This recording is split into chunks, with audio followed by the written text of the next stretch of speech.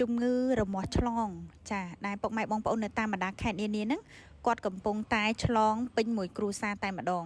ហើយអ្នកខ្លះទៀតតម្រាំតែបានស្គាល់ជាមួយនឹងពេទ្យសស្បែកឌីយ៉ាម៉ង់គាត់ថាគាត់ដើរព្យាបាលដើរមើលអស់គ្រប់កន្លែងហើយដល់តែចង់អស់លុយពីខ្លួនណាប៉ុន្តែមិនបានជាសះស្បើយទេទើបតែបានស្គាល់ពេទ្យសស្បែកឌីយ៉ាម៉ង់ទៅបានគេប្រាប់ទៅបានអ្នកចិត្តខាងប្រាប់គេណែនាំហើយក៏តាមការផ្សព្វផ្សាយរបស់ពេទ្យទៅបានគាត់អញ្ជើញមកព្យាបាលនៅពេទ្យសស្បែកឌីយ៉ាម៉ង់ឥឡូវពួកគាត់បានជាសះស្បើយអស់ហើយគាត់ថាបើស្គាល់ពេទ្យពីដំបូងមិនគាត់មិនអស់លុយដល់ថ្នាក់ហ្នឹងទេអស់លុយហើយប៉ះពាល់សុខភាពទៀតអ្នកខ្លះតម្រាំតែមកដល់ពេទ្យសស្បែកឌីយ៉ាម៉ង់របស់យើងគឺហៅមុខហៅមាត់ដោយសារគាត់នឹងទៅប្រើវិធីព្យាបាលខុសហៅមុខស្ពុលមាត់អ្នកខ្លះទៅប៉ះពាល់សុខភាពអីចឹងទៅអញ្ចឹងចង់ជម្រាបជូនដល់ពុកម៉ែបងប្អូនទាំងអស់គ្នាថាតកតងទៅនឹងជំងឺរមាស់ឆ្លងចាប្រភេទនេះមិនថាកើតនៅលើកូនង៉ែតកូនក្មេងមនុស្សចាស់មនុស្សធំមនុស្សពេញវ័យ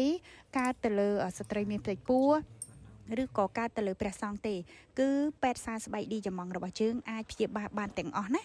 កុំបណ្ដោយឲ្យជំងឺសើស្បែករមាស់ឆ្លងមួយប្រភេទនេះរំខានដល់ការរស់នៅរបស់យើងហើយធ្វើឲ្យយើងនឹងខាតបង់ថវិកា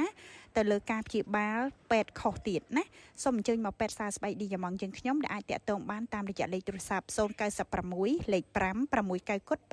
9 9ហើយពុកម៉ែបងប្អូនក៏អាចទំនាក់ទំនងបានតាមរយៈ page Facebook របស់ពេទ្យដែលមានឈ្មោះថាជាអក្សរខ្មែរគឺពេទ្យសើស្បែកឌីយ៉ាម៉ង់ឬក៏ឌីយ៉ាម៉ង់ពេទ្យសើស្បែកប្រសិនបើពុកម៉ែបងប្អូនចាំមិនចង់ខ្ជះខ្ជាយក្នុងការចំណាយថវិកាទៅលើការធ្វើដំណើរពុកម៉ែបងប្អូនអាចឆាតចូល page ទាំងពីរនេះបានដែលគ្រូពេទ្យយើងខ្ញុំនឹងធ្វើការពិនិត្យហើយមានការផ្ញើថ្នាំចាទៅកាន់ពុកម៉ែបងប្អូនដល់គ្រប់ខេត្តចារាជធានីតែម្ដងនៅក្នុងរាជធានីភ្នំពេញយើងក៏មានការដឹកជញ្ជូនដល់គេហដ្ឋានផ្ទាល់នៅតាមបណ្ដាខេត្តយើងក៏មានក្រុមហ៊ុនចាផ្ញើជូនដល់ពុកម៉ែបងប្អូនផងដែរអញ្ចឹងងាយស្រួលមែនតើប្រសិនបើពុកម៉ែមានពេលអញ្ជើញមកជួបចាអាចអញ្ជើញមកជួបជាមួយនឹងវិជ្ជបណ្ឌិតផ្ទាល់នៅពេទ្យសស្បែកឌីយ៉ាម៉ង់